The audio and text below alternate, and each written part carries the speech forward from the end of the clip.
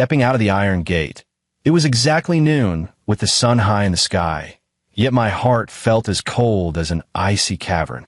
Miss Luna, we heard that you and Mr. Sebastian are about to get married. As one of the parties involved, do you have anything to say to everyone?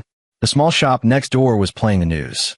On the screen, a woman in a beautiful evening gown, with a charming smile, was holding a young man's arm and sticking out her tongue at the camera. When we get married, we'll definitely treat everyone to wedding sweets. The surrounding journalists erupted in cheers, with a caption at the bottom of the screen reading, "Congratulations to the youngest entrepreneur, Mr. Sebastian, on his company's IPO, while insiders reveal happy news is imminent." Watching the lively scene unfold, my heart grew cold, numb with pain. I didn't know whether to grieve over my fiancée being with another man, or to mourn the company I had poured my heart and soul into, which had now become someone else's stepping stone. Half a month ago, the company secured its largest partnership deal. However, during the signing ceremony, an anonymous report surfaced, alleging that products from my company had caused a serious accident resulting in severe user injuries. I argued my case vehemently, gathering evidence to prove the accident was unrelated to our products. But at the critical moment, the person I trusted most, my fiancée Luna, produced evidence of quality issues with my products, directly confirming my fault. "George, you'll have other chances, but Sebastian has spent 5 years preparing for this company's IPO and has invested everything he has. If the funding falls through, he's finished." It was then that I learned Sebastian, Luna's first love, was facing issues with the final round of funding for his company's IPO. To help Sebastian, she set her sights on me. The whistleblower who claimed the company's products had issues was her, and the one who had been tampering with the products all along was also her. She said Sebastian had prepared for the company for 5 years, but I gave everything for this company. Back then, because of her words, I gave up a high-paying job and used all my assets to start the company with her. In the beginning, the company struggled, and to secure partnerships, I drank until I vomited blood at business dinners. When the company was short-staffed, I worked from dawn till midnight, doing the work of 8 people, going without proper sleep for 5 whole years. For all these years we've been together, she didn't want to make it public. She said it was to let me focus on my career and not feel tied down by emotions. At company events, she would even encourage me to mingle with business partners and communicate more with friends. Friends who knew about us said I had a great supportive wife, but now looking back, it was just to make it easier for her to betray me and be with Sebastian. While I was planning for the company and our future, she was scheming against me. To give her a sense of security, I transferred most of my shares to her. Yet after I was sent away, she immediately transferred those shares to Sebastian's name, helping him buy out the remaining company shares. And by leveraging the company's prior preparations, they directly helped Sebastian secure the largest partner for the company. On the screen, Luna nestled in Sebastian's arms, still chatting away. At that moment, a reporter from some station suddenly brought me up. I heard that the company's former boss, George, had a special relationship with Ms. Luna. He's been in prison for so long. Do you have anything you'd like to say to him? Luna's smile froze for a moment, but in front of the camera, she still maintained her elegance.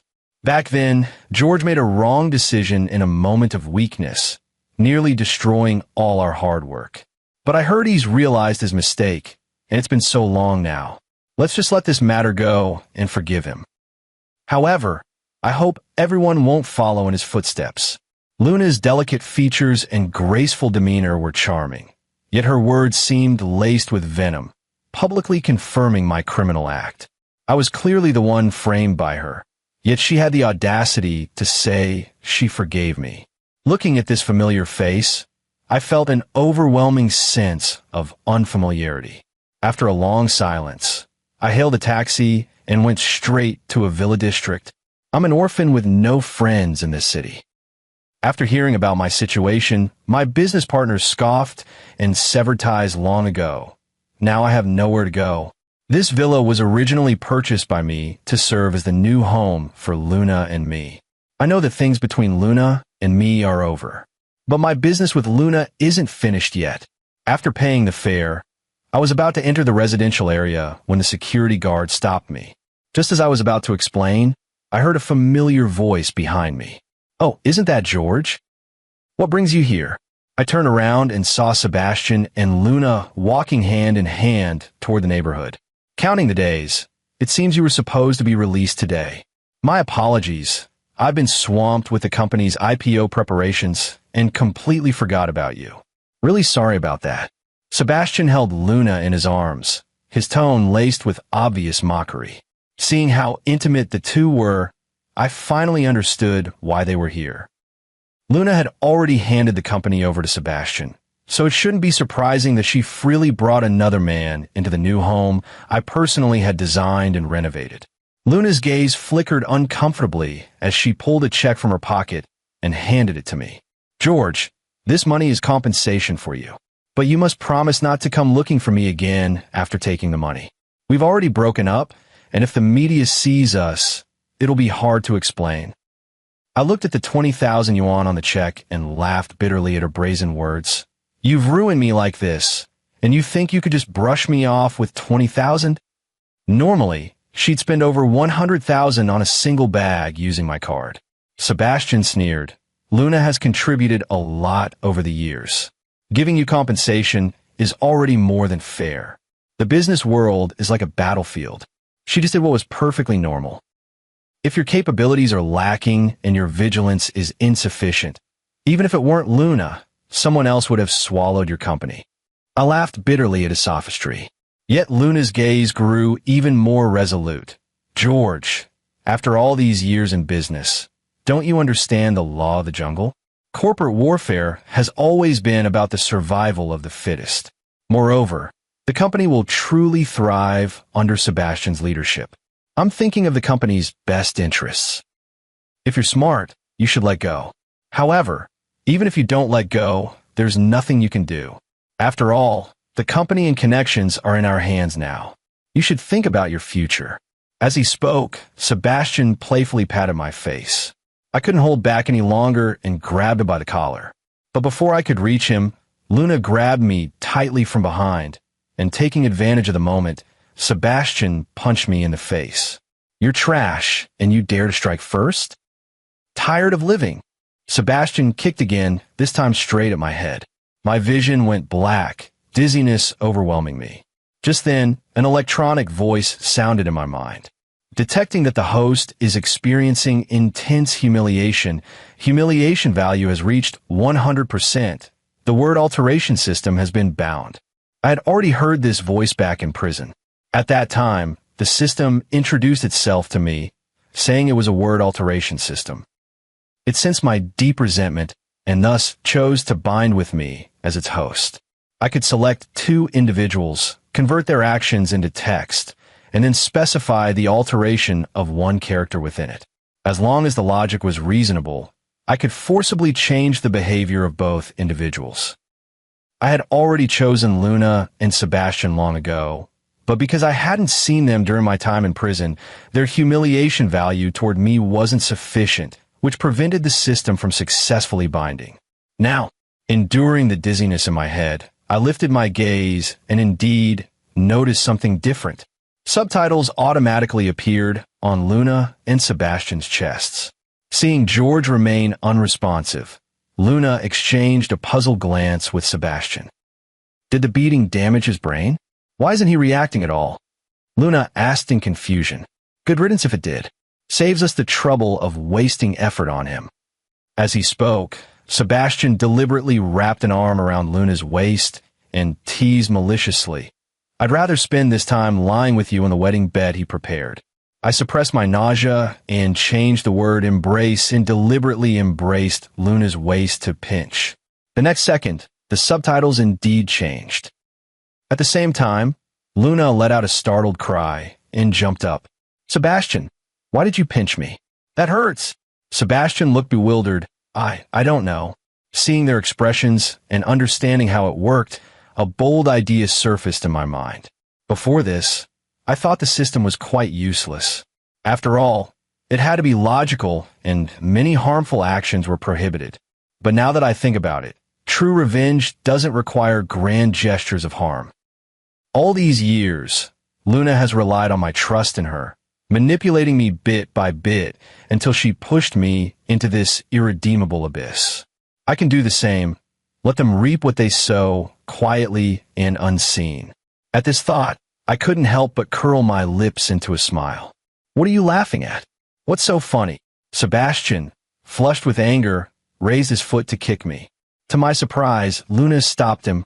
Maybe his mind's gone. Just ignore him. He's got nothing now. Let him laugh if he wants. Sebastian seemed to think this made sense. He glared at me fiercely, his expression quickly returning to one of smug satisfaction. He muttered a warning at me under his breath. By the way, I forgot to tell you, Luna has already given me this villa. The property deed is now under my name. If I ever see you here again, you'll regret it. It's perfectly reasonable for me to deal with an outsider in my own villa. As he spoke, Sebastian deliberately provoked me by tightly grasping Luna's hand. Sebastian and Luna held hands and returned to the villa. Watching the text subtitles, a thought crossed my mind, and I changed return to burned. As soon as I made the change, my vision suddenly flashed red and a system warning sounded. Danger. Violent behavior prohibited. Initiating behavior logic review now. I wasn't surprised that this touched upon the system's taboos, so I patiently explained. Their companies went public. Such a joyous occasion. Burning a small villa to celebrate is perfectly reasonable. If you don't believe me, go check the records. We humans burn things to celebrate when we're happy. The system remained silent. I knew it was checking the records and didn't feel the need to rush. Half a minute later, the system's electronic voice sounded again. Approved. As soon as the words fell, I saw Sebastian and Luna enter the villa, only to emerge hand in hand carrying a large barrel of gasoline. Without hesitation, they lit it, threw it, and completed the act in one swift motion. A security guard tried to intervene midway, but was swiftly kicked aside by the two. Only after completing all this, with flames soaring into the sky, did the two suddenly snap out of it as if struck by lightning. Fire! Someone help! Luna was the first to snap out of it, screaming as she tried to rush inside. Sebastian was even more frantic than her, but the moment he stepped in, he was forced back by the flames. After several failed attempts, the two panicked and ran to the security booth to threaten the guard. The guard couldn't help but laugh at their antics. In the end, Sebastian erupted in helpless rage. Which bastard set this fire? When I find out, they're dead meat. George! It must be George. Luna shouted at me. How dare you set the fire? Prepare to lose everything in compensation. Whoever started the fire will be revealed once they check the surveillance footage. I sneered coldly, ignored her, and walked straight away. Retrieving my belongings was important, but staying alive was even more crucial. I need to solve my livelihood issues first before taking the next step. I spent the entire afternoon visiting several partner companies, only to be turned away before even entering. Finally, one company's boss couldn't hold back and told me that someone in the industry had ordered a boycott against me. Even if he hadn't said it, I could guess that someone referred to Luna and Sebastian. The two of them, guilty of wrongdoing, still feared me and were worried I might make a comeback. In that case, I naturally couldn't let them have their way. After some thought, clinging to a last shred of hope, I went to the leading enterprise in the city. I had resigned myself to treating a dead horse as if it were alive, prepared to face another rejection. But to my surprise, the HR manager agreed without hesitation upon hearing my purpose. Thinking she might not be aware of my situation, I kindly reminded her. After some thought, she made a phone call and returned with a serious expression, saying, "Our boss has added another condition. You must generate $200 million in profit for the company within 1 year." I realized then that their boss probably didn't take my scandal seriously. I had heard before that the boss of this leading company was a woman with strong connections, but she was extremely low-key and rarely appeared in public.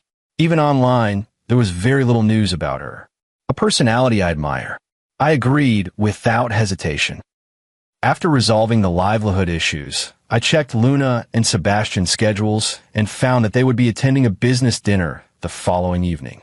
Coincidentally, the HR manager informed me that day about available spots for the dinner and asked me to discuss collaboration with potential partners. On the day of the dinner, I arrived early. Before long, a conspicuously luxurious luxury car, escorted by several vehicles, came to a stop at the entrance. As soon as the car stopped, the bodyguards hired by the two of them promptly and professionally formed a protective perimeter around them, creating quite a spectacle that drew many onlookers. Luna made a refined and elegant appearance. Sebastian even bowed slightly in a gentlemanly manner. But a raccoon in fur isn't the crown prince. No matter how elegantly Sebastian tries to act high class, a closer look reveals his frequent missteps. A while back, the news covered him and Luna setting a villa on fire. Though the flames were controlled in time, avoiding casualties, neighboring property owners were affected, and the incident cast a shadow over the community. The neighborhood is home to many wealthy residents, and the developers have connections. They were forced to pay a hefty sum in compensation. Though the company went public, Sebastian is utterly incompetent, coasting on past achievements. His appearance at this banquet is likely a desperate bid to secure investment and recoup losses. Just as I was thinking, Sebastian spotted me and came over. "George, you've chased us all the way here. Huh? What's the matter? Doesn't feel good to be abandoned by society, does it?" So it was indeed him who blacklisted me in the industry back then. Luna looked at me with disdain. "Sebastian, why don't we give him a chance? He probably has no other choice but to come begging to us." "All right, since you said so, Luna, how could I not listen to you?"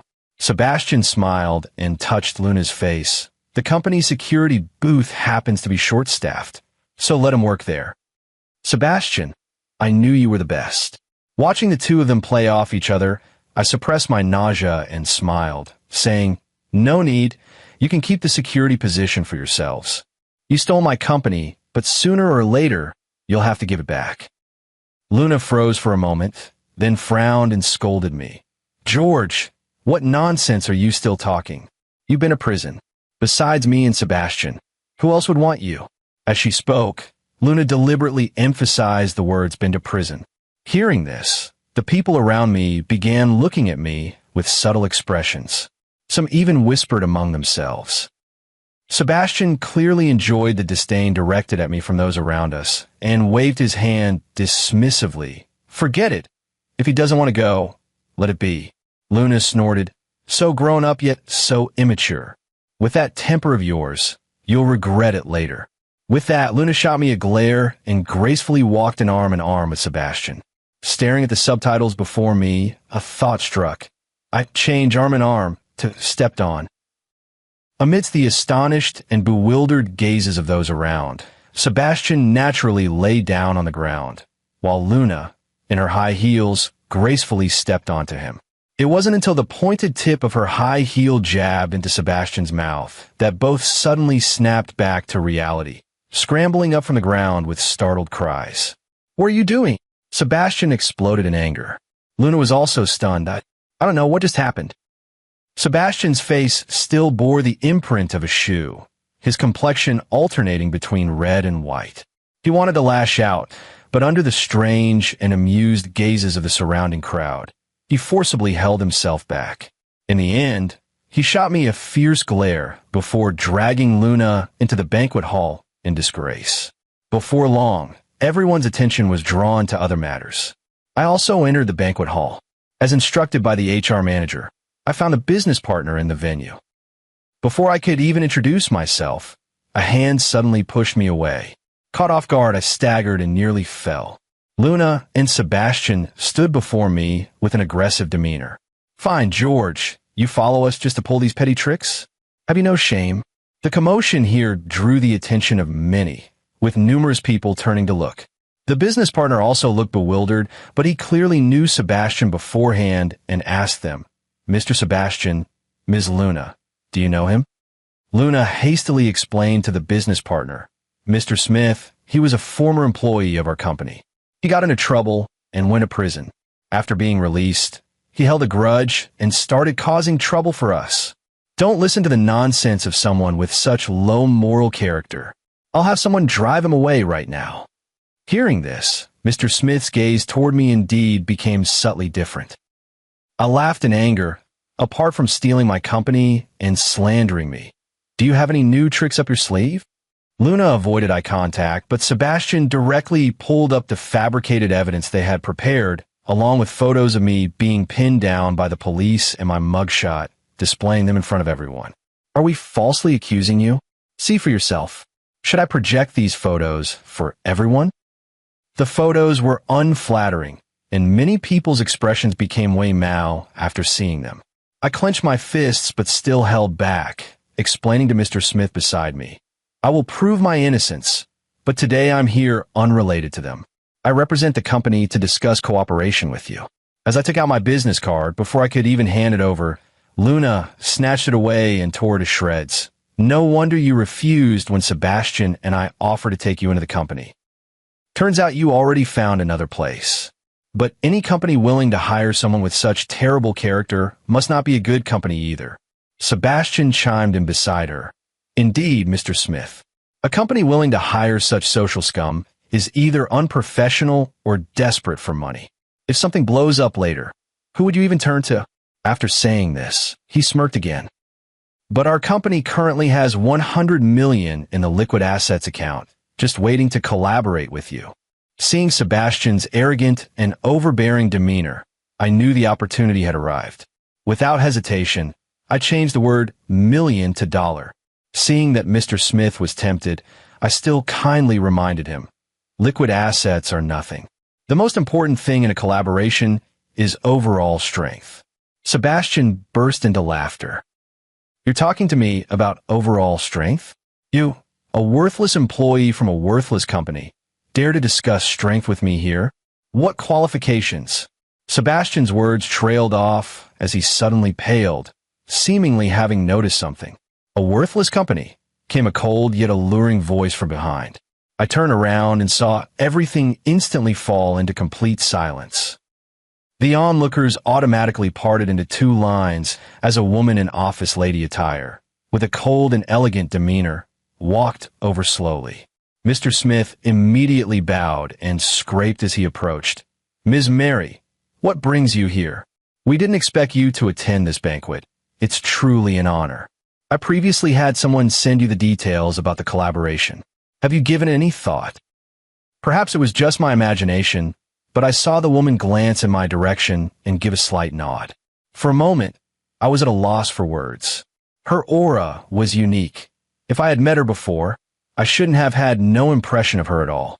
Sebastian stared wide-eyed, and upon seeing Mr. Smith bowing and scraping, he immediately realized the woman's status was extraordinary. He dashed forward in a flash, extending his hand with a smile to greet her and introduce himself. The woman, however, merely gave him a cold glance. "Sorry, I'm just the owner of a trashy company. I doubt I'd catch Mr. Sebastian's eye." Sebastian froze for a moment before understanding dawned. "You're George's boss?" The woman ignored him, casting a cool glance at Mr. Smith instead. "Apologies, Mr. Smith, but my employee faced unfair treatment during negotiations with you. Therefore, our collaboration is canceled." Mr. Smith was on the verge of tears. "I'm sorry, yes. Mary, I didn't know he was your man. Please give me another chance." The woman ignored him and walked over to me. Before I could react, her hand rested on my shoulder. A faint, delicate fragrance reached my nose.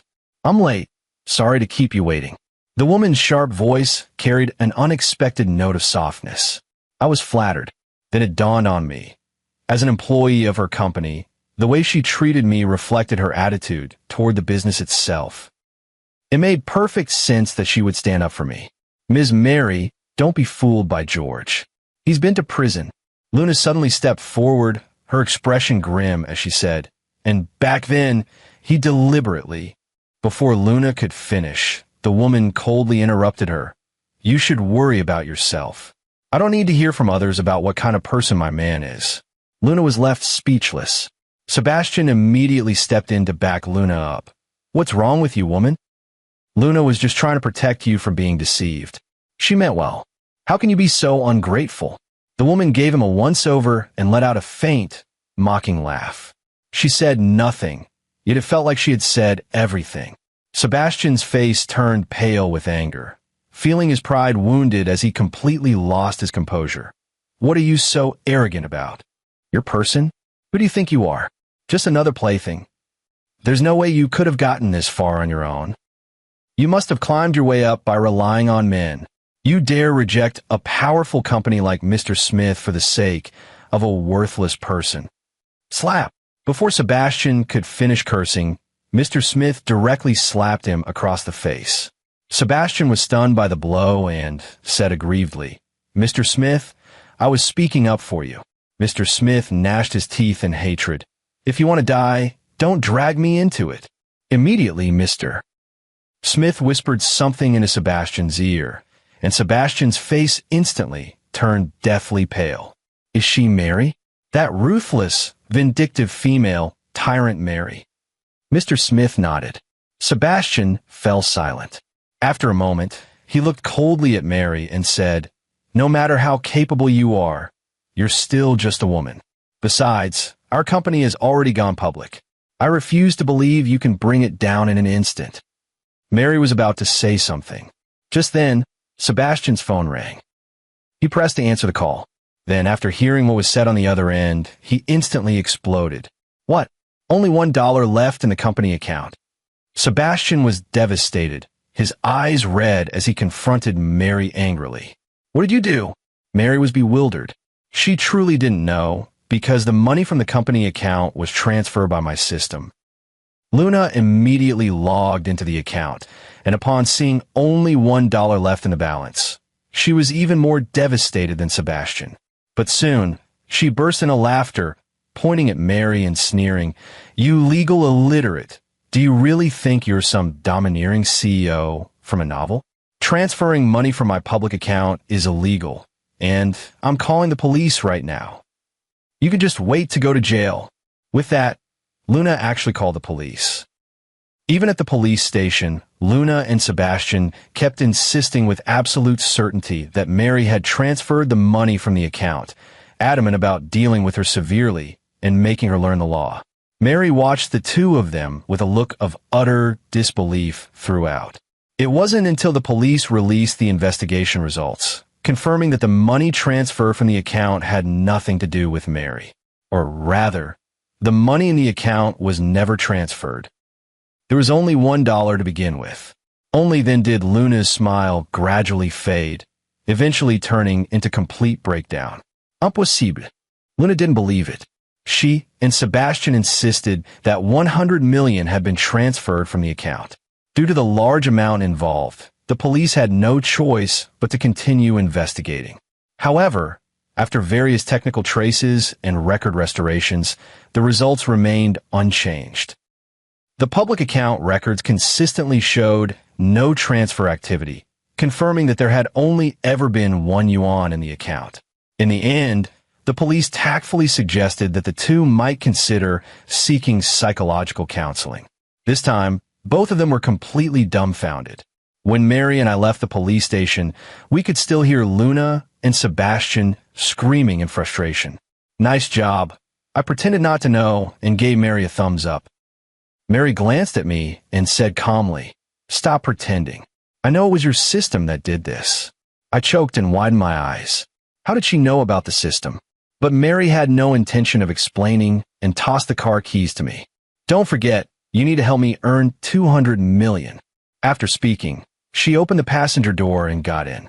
I shrugged helplessly, not bothered by her indifference. With her current abilities, if she had any ill intentions toward me, I would have been finished long ago. But she didn't. On the contrary, I felt she was even helping me. So even if she knew about the system, it wouldn't really affect me. For the next period of time, I could still hear active news about Luna and Sebastian. It was said that the two still suspected Mary was behind the account's money issues, but no matter how unwilling they were, for the sake of money, they had to swallow their pride and privately beg Mary for mercy several times.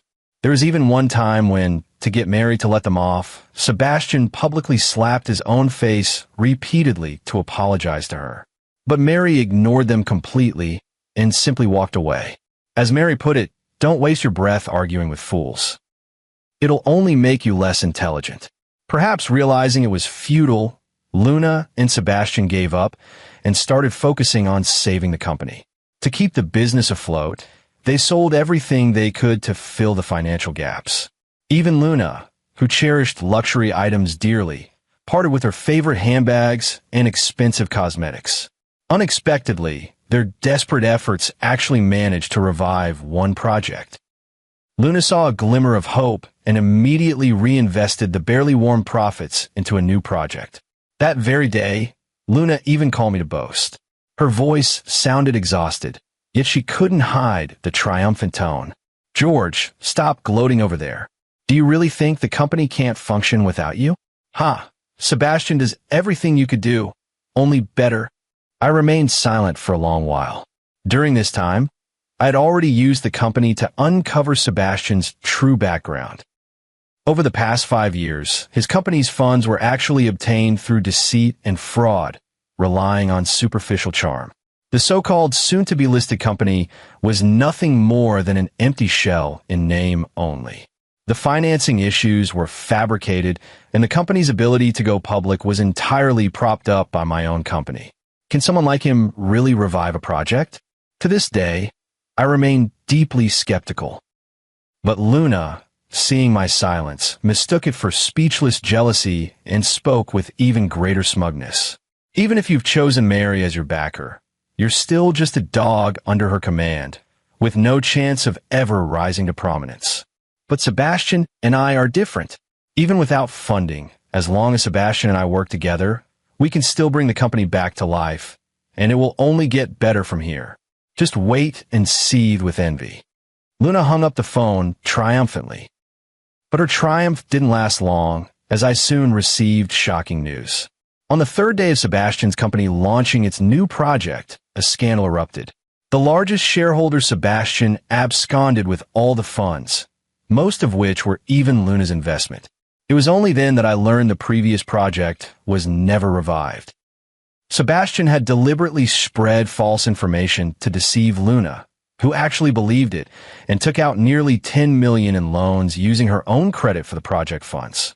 In the end, Sebastian fled abroad with the money, leaving Luna saddled with insurmountable debt. Luna broke down, wailing in the streets and nearly jumping off a building, but fortunately, she was discovered in time. Later on, she went into hiding to avoid debt collectors, and no one knew where she went. I never heard from her again, nor did I continue to follow up, because I discovered a better business opportunity and threw myself into it wholeheartedly. In just a month, I made nearly $10 million in profit with rapid growth. At this rate, the goal of reaching $200 million would soon be achieved. Before I could even bring it up, Mary proactively established a new company specifically for me, investing a large sum of money interest-free to fund the research and development of the new project. Some senior employees in the company grew jealous, and some even secretly warned her to be wary of me turning against her, even presenting evidence of my past imprisonment to prove I had serious character flaws. After learning about this, I expected Mary to become cautious. Yet, the very next day, the senior employee who badmouthed me was fired by Mary. The senior employee, unwilling to accept this, angrily cursed Mary, saying she would regret it sooner or later. But Mary, far from being angry, laughed instead and replied in her usual cold tone, "The only thing I regret is keeping someone like you, a petty person, around for so long." Mary's move of warning the others by punishing one, as an example, effectively silenced any further objections. I was genuinely touched by the trust she placed in me. What amazed me even more was that Mary possessed numerous admirable qualities that left me in awe. She displayed a composure beyond her years. While everyone has emotions and desires, she seemed capable of making the most rational judgments about anything, remaining calm and unhurried in the face of problems, completely unaffected by emotions, a trait that even I found myself inferior to. As the year-end settlement approached, the new project generated a profit of $300 million, exceeding expectations by 50%. In high spirits, I took the branch company's financial report to Mary. However, just as I was about to enter the company, I spotted an unexpected figure at the entrance. The woman wore a baseball cap and a mask, dressed in a trench coat, her figure slender. Though she was completely covered up, I recognized her instantly. It was Luna. She walked out of Mary's company building and, seeing no one around, quickly strode away. Her furtive demeanor looked highly suspicious. When Sebastian absconded with the money, the publicly listed company declared bankruptcy just 3 months after going public, an unprecedented event domestically that sparked heated discussion for quite some time. Luna went to great lengths to hide from debt collectors, but she and Sebastian had been too high profile before, making them recognizable to many. Luna was caught numerous times, with some even using her photos to threaten repayment. After she disappeared, I had someone investigate her whereabouts again midway, but nothing was found. I thought she had either gone abroad or something had happened to her. Never expected that in less than a year, she would reappear here. Logically speaking, she only had creditors left here, so there was no reason for her to return. There must be something fishy when things go against the norm. After some thought, I remained silent and followed closely behind her. Just as I was about to hail a taxi after seeing her get into one, my phone rang. It was a call from the HR manager. Her voice was panicked. "George, Ms. Mary is missing." The HR manager spoke incoherently in a frantic hurry. I extracted the key points from what was said. Mary had asked the HR manager to remind her about the afternoon meeting, but when the HR manager went to find her in the afternoon, Mary was gone. There were signs of struggle in the office, items scattered across the floor, and a large pool of blood on the desk. We checked the surveillance, but the cameras had already been tampered with. Many people entered the company during that time. I had someone look into it, but so far, there are no leads. Ms. Mary seemed a bit off at noon. She said if anything seemed wrong, I should contact you. "George, what's going on? Has something happened to Ms. Mary?" The HR manager anxiously asked me. I watched the taxi speeding away and already had a rough idea of what was going on. This matter was most likely related to Luna.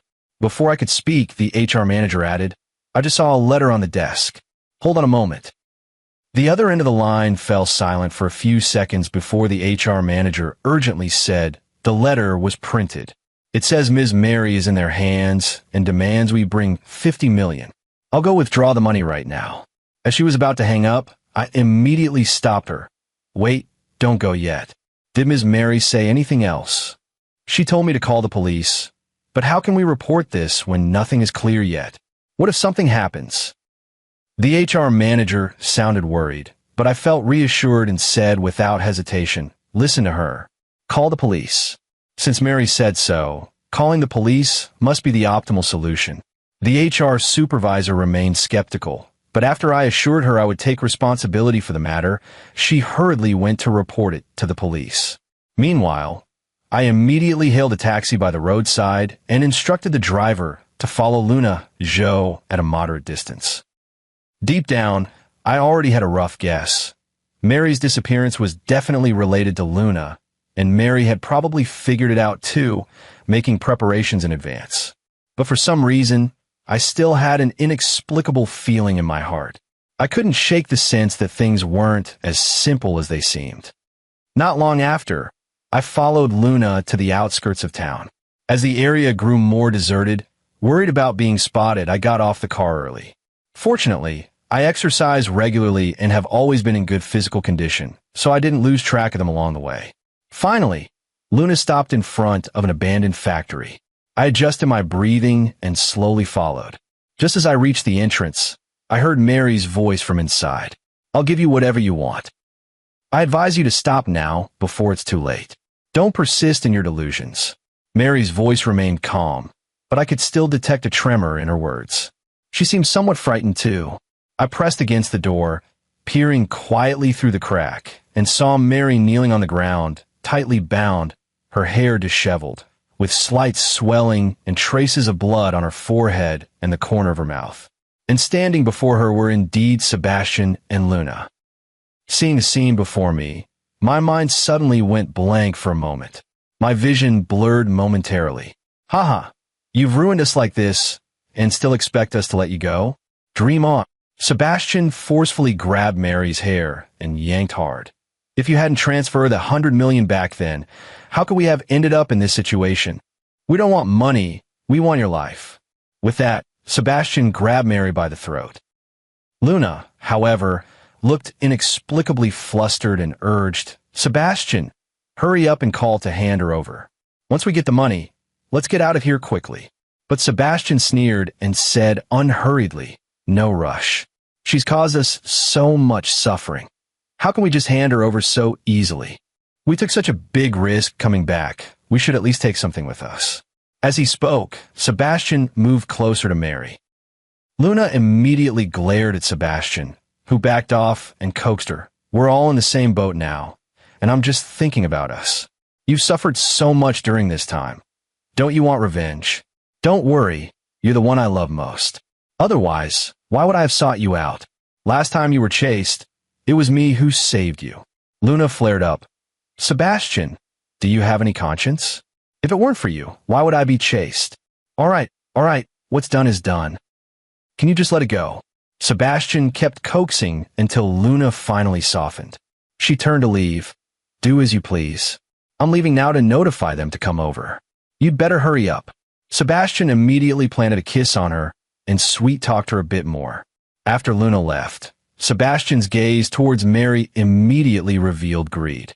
Not only was Mary not afraid, she actually smiled. Sebastian was taken aback. What are you laughing at? Laughing at how you're about to die without even knowing it, Mary said unhurriedly. Sebastian's face turned livid with anger. You dare curse me? I'll beat you to death. He swung another slap, aiming viciously at Mary. Seeing this, I immediately activated the system, changing hit to kneel. Sebastian immediately knelt straight in front of Mary. Seizing the opportunity, I rushed forward and shielded Mary behind me. Clearly, Sebastian hadn't expected me to be here.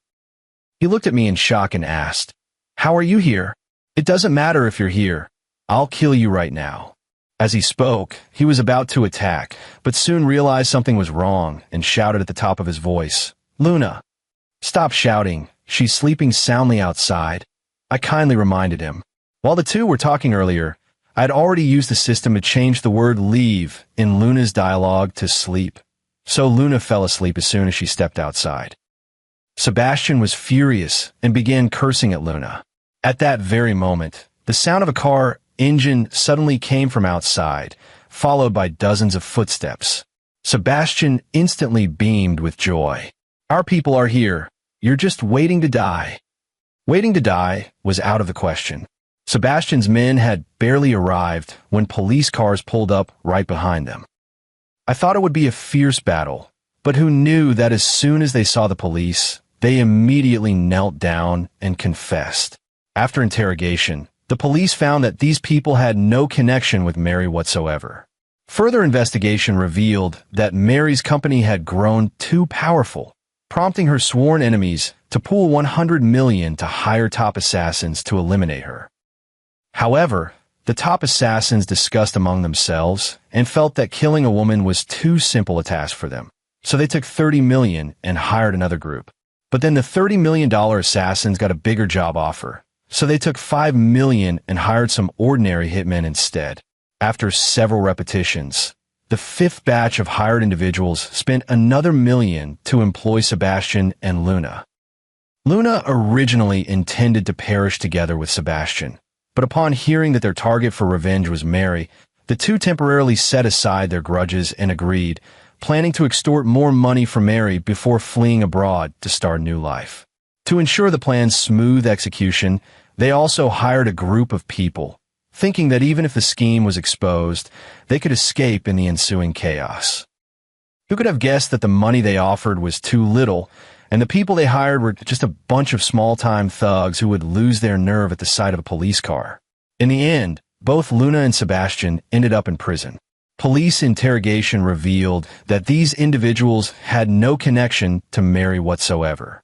Further investigation uncovered that Mary's company had grown too powerful, prompting her rivals to pool 100 million to hire top-tier assassins to eliminate her. However, the elite assassins concluded that killing a woman was too trivial a task for their caliber, so they took $30 million to subcontract another group. But then the $30 million assassins got a more lucrative offer, so they took $5 million and hired a bunch of ordinary hitmen instead. After several attempts, the fifth batch of hired people spent another $1 million to employ Sebastian and Luna. Luna originally intended to perish together with Sebastian, but upon hearing that their target for revenge was Mary, the two temporarily set aside their grudges and agreed, planning to extort more money from Mary before fleeing abroad to start a new life. To ensure the plan went smoothly, they also hired a group of people, thinking that even if the scheme was exposed, they could escape in the chaos. But who could have guessed? The money they offered was too little, and the people they hired were just a bunch of small-time thugs who would tremble at the sight of a police car. In the end, both Luna and Sebastian ended up in prison.